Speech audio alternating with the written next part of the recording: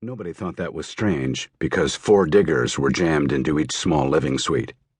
With 2 8x10 bedrooms feeding into a tiny sitting and kitchen area and an even tinier bathroom, there was hardly any place to keep clothing, so they kept it in their bags.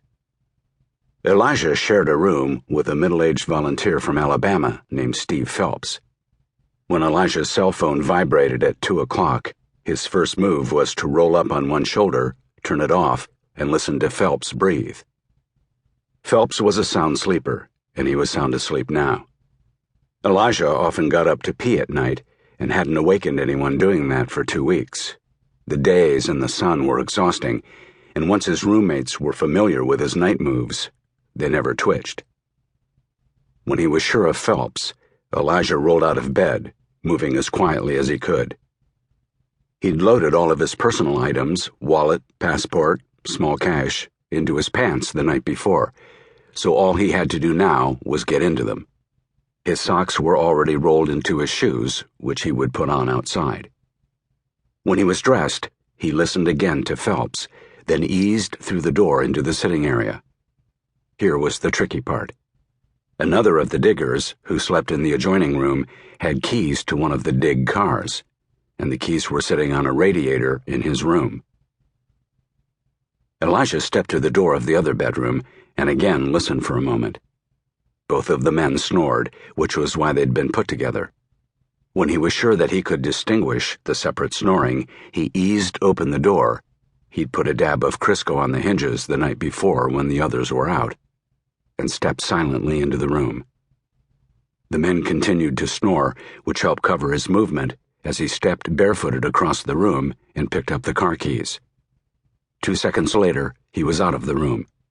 A minute after that, he was outside with his bags, in the cool of the Israeli night, sitting on the steps, tying his shoes, and again, listening and watching. It had been an exciting day. Maybe somebody else had been restless. But nothing moved anywhere on the kibbutz, as far as he could tell. He'd been through one tricky part. Now here was the second one.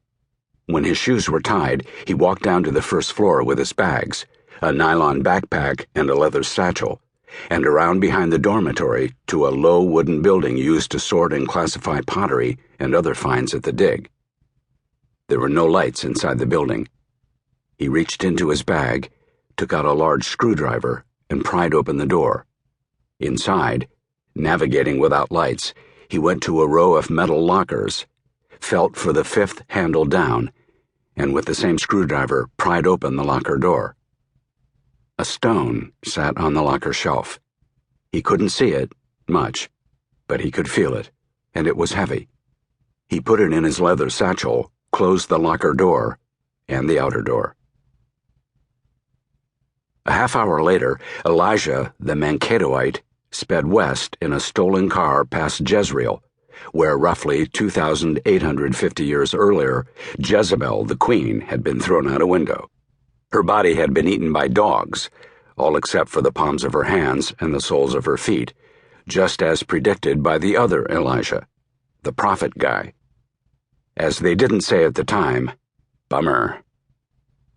The latter-day Elijah paid no attention to Jezreel, as the former royal city was now just another stony field. 10 minutes later, he rocketed past Armageddon, Megiddo to the locals, where there was no battle going on, penultimate or otherwise. At Megiddo, he turned northwest toward Mount Carmel and the Mediterranean coast at Haifa. Elijah was in a hurry. He had to be gone before the diggers got up, and some of them got up very early, at 4 o'clock. He kept his foot on the floor, and the much-abused Avis rent-a-car groaned with pain. Out the passenger side window, as he went past Megiddo, he could see the lights of Nazareth twinkling across the farm fields of the Jezreel Valley. It was pretty, all right, but he'd been to Israel too often to be impressed. He remembered that first naive astonishment, 45 years earlier, when he found that the Mount of Olives was full of fake religious sites, that the Sea of Galilee was full of Diet Coke bottles, and that Jesus' hometown was an Arab city where a good Christian could get his ass kicked if he wasn't careful. Not that he didn't love the place, because he did.